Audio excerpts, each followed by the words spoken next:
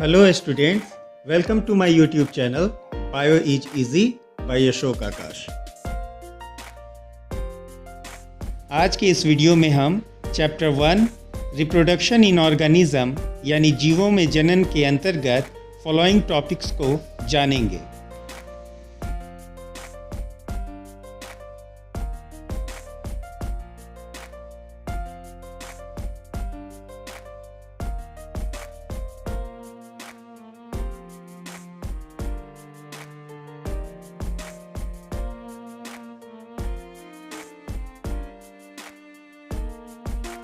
Asexual reproduction यानी अलैंगिक जनन। असेक्सुअल रिप्रोडक्शन वह मोड ऑफ रिप्रोडक्शन है जिसमें एक सिंगल पेरेंट अपने समान ऑफ स्प्रिंग को जन्म देता है। यहाँ पर एक बहुत ही खास बात यह है कि जो ऑफ स्प्रिंग होते हैं न सिर्फ वह आपस में बल्कि अपने पेरेंट के भी हूबहू समान यानी मॉर्फोलॉजिकल और जेनेटिकल समान होते हैं, जिसके कारण उन्हें क्लोन कहा जाता है।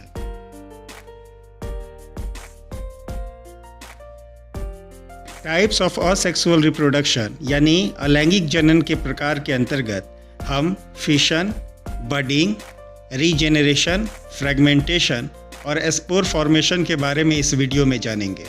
वेजिटेटिव प्रोपगेशन और टिश्यू कल्चर जो असेक्सुअल रिप्रोडक्शन के अंतर्गत ही आते हैं, उनको हम अगले वीडियो में जानेंगे क्योंकि वह खुद में ही एक काफ़ी विस्तृत टॉपिक है।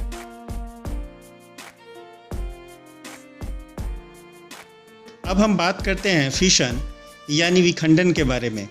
फिशन मोनेरा तथा प्रोटिस्टा किंगडम के जीवों में सामान्य रूप से प्रजनन का तरीका है। फिशन वह मोड ऑफ असेक्सुअल रिप्रोडक्शन है जिसके अंतर्गत एक पेरेंट सेल या पेरेंट ऑर्गेनिज्म सेल्फ डिवीज़न यानी आत्म विभाजन के द्वारा नए जीवों को जन्म देता है।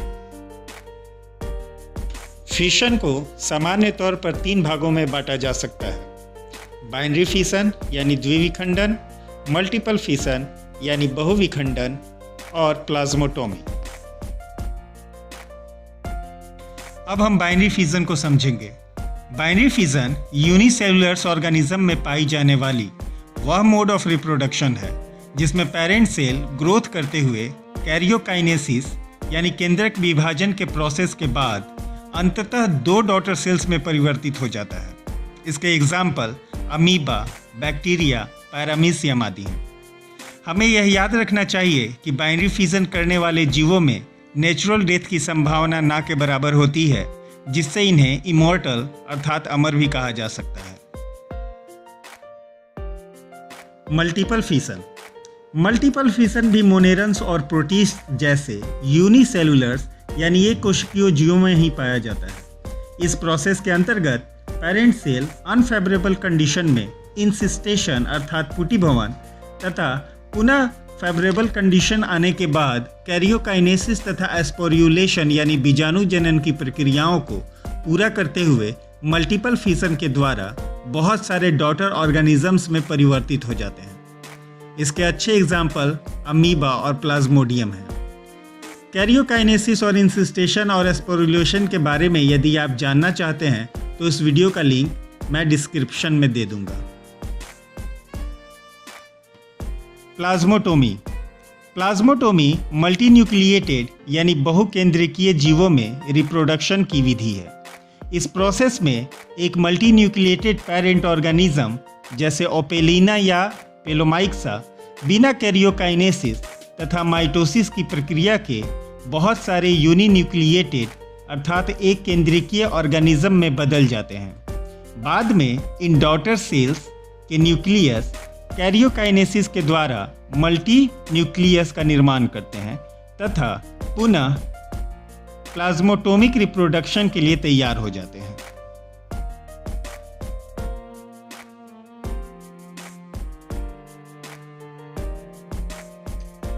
टाइप्स ऑफ बाइनरी फिशन यानी द्विविखंडन के प्रकार। प्लेन ऑफ डिवीजन अर्थात विभाजन रेखा की स्थितियों के आधार पर बाइनरी फिशन के 4 प्रकार होते हैं। पहला सिंपल अथवा इर्रेगुलर बाइनरी फिशन यानी सरल द्विखंडन। दूसरा लॉन्गिट्यूडिनल बाइनरी फिशन यानी अनुदैर्ध्य द्विविखंडन। तीसरा ट्रांसवर्स बाइनरी फिजन यानी अनुप्रस्थ द्विविखंडन तथा चौथा ऑब्लिक बाइनरी फिजन यानी तिर्यक द्विविखंडन।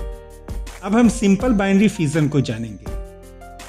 इसे सिंपल या इरेगुलर बाइनरी फिजन इसलिए कहा जाता है क्योंकि इस प्रोसेस में पेरेंट सेल में प्लेन ऑफ डिवीजन किसी भी प्रकार का यानी सीधा या इरेगुलर हो सकता है, अर्थात कहीं से भी शुरू होकर कैरियोकाइनेसिस करते हुए किसी भी प्रकार से कोशिका दो भागों में बंट जाती है। अमीबा में फेवरेबल कंडीशन में ऐसा ही बाइनरी फिजन देखने को मिलता है।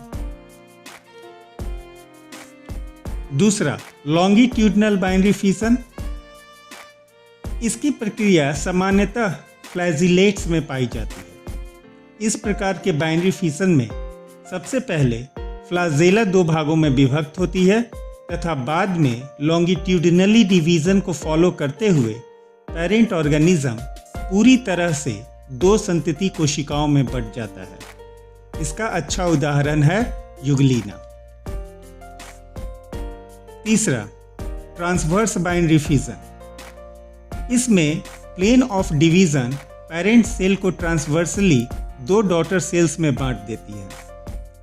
इसका एग्जाम्पल पैरामीशियम में देखने को मिलता है।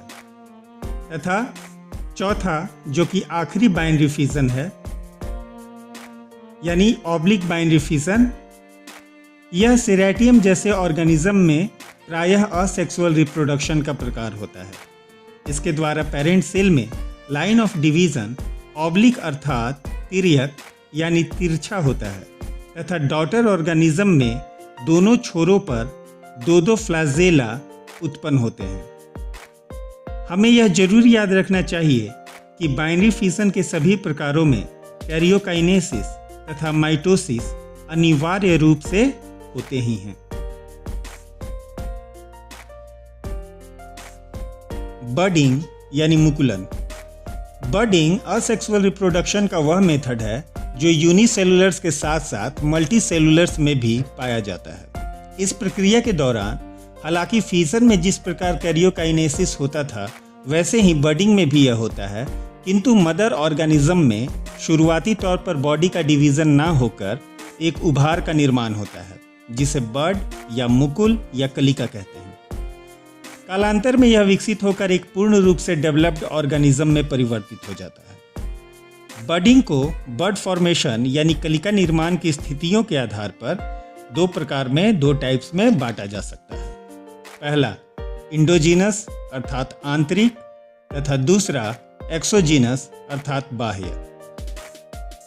इंडोजीनस बडिंग पेरेंट ऑर्गेनिज्म के शरीर के अंदरूनी भाग में होती है जिसे ज़ेम्यूल फॉर्मेशन यानी ज़ेम्यूल निर्माण कहा जाता है। ज़ेम्यूल में बहुत सारे आर्कियोसाइट्स पाए जाते हैं जो फेवरेबल कंडीशन में माइक्रोपाइल के द्वारा ज़ेम्यूल से बाहर निकल स्वतंत्र रूप से कॉलोनीज का निर्माण कर जीवन व्यतीत करते हैं। इसका अच्छा उदाहरण फ्रेश वाटर यानी मीठे जलों वाले तालाब या नदियाँ तथा मरीन वाटर यानी समुद्रों में पाए जाने वाले स्पॉन्ज हैं।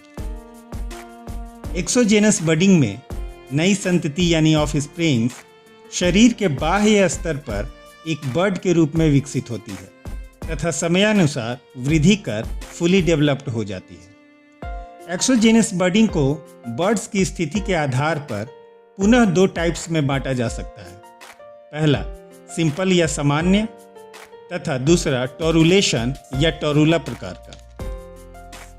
सिंपल बडिंग में बर्ड फॉर्मेशन होने के बाद डेवलप होने पर बर्ड पेरेंट ऑर्गेनिज्म से अलग होकर अपना जीवन स्वतंत्र रूप से जीते हैं। इसका उदाहरण ईस्ट या हाइड्रा है। जबकि टोरुलेशन, जो मुख्य रूप से टोरुला जीनस के ईस्ट में पाया जाता है, में न्यू बर्ड जीवन भर पेरेंट ईस्ट से जुड़े ही रहते हैं तथा वे भी नए बर्ड्स का निर्माण करते रहते हैं। रीजेनरेशन यानी पुनरुद्भवन।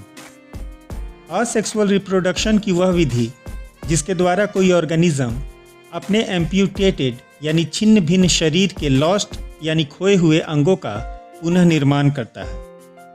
रीजेनरेशन को भी दो टाइप्स में बांटा जा सकता है। पहला रिपेरेटिव या एपीमॉर्फोसिस यानी पुनर्योजी तथा दूसरा रीएस्टोरेटिव या मॉर्फोलैक्सिस यानी पुनर्स्थापनात्मक। एपीमॉर्फोसिस के अंतर्गत मल्टीसेलुलर ऑर्गेनिजम्स में केवल शरीर के कुछ क्षतिग्रस्त सेल्स को ठीक करने की क्षमता होती है, जैसे सैलमेंडर और लिजार्ड्स यानी छिपकलियों में पूंछ को पुनः उत्पन्न करने की क्षमता। वहीं मॉर्फोलैक्सिस में मल्टीसेलुलर ऑर्गेनिज्म बॉडी के अलग अलग पार्ट्स का या सिर्फ एक पार्ट से पूरे शरीर का निर्माण कर सकता है। इसके एग्जाम्पल प्लैनेरिया तथा हाइड्रा में पाया जा सकता है।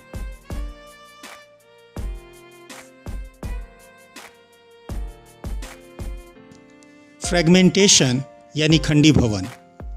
असेक्सुअल रिप्रोडक्शन के कई मेथड्स में से एक फ्रेगमेंटेशन के अंतर्गत पेरेंट ऑर्गेनिज्म की बॉडी कई पार्ट्स में विभक्त हो जाती है तथा पुनः ग्रोथ करते हुए हर एक पार्ट एक नए ऑर्गेनिज्म का निर्माण कर लेता है।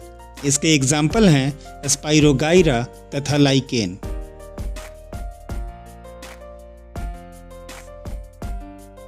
स्पोर फॉर्मेशन यानी बीजाणु निर्माण। स्पोर्स बहुत ही छोटे आकार के सिंगल सेल्ड प्रोपेग्यूल्स यानी एक कोशिकीय प्रवर्ध होते हैं जो फेवरेबल कंडीशन में न्यू इंडिविजुअल्स का निर्माण कर सकते हैं। स्पोर फॉर्मेशन मोनेरा और प्रोटिस्टा तथा अलगी और फंगी यानी शैवाल एवं कवक में प्रायः सामान्य रूप से पाया जाता है। मोटिलिटी यानी गति कर सकने के आधार पर यह दो प्रकार के होते हैं, मोटाइल यानी गति करने में सक्षम तथा नन मोटाइल यानी गति करने में अक्षम। जू स्पोर्स एकमात्र मोटाइल यानी गति करने में सक्षम स्पोर होता है क्योंकि इनमें फ्लाजीला पाया जाता है। जू स्पोर्स कुछ लोअर फंजाई में पाया जाता है, for example Achlya and Albugo. Non motile spore के अंतर्गत कोनिडिया, ओइडिया, क्लाइमिडोस्पोर्स तथा स्पोरोंजियोस्पोर्स आते हैं, जिनके उदाहरण हैं। कोनिडिया का उदाहरण पेनिसिलम है जो एक प्रकार का एस्कोमाइसिटीज है। ओइडिया का एग्जाम्पल अगैरिकस है। क्लाइमिडोस्पोर का एग्जाम्पल राइजोपस तथा अगैरिकस हैं जो कि एक प्रकार का मशरूम होता है, और स्पोरोंजियोस्पोर के उदाहरण राइजोपस तथा म्यूकर हैं।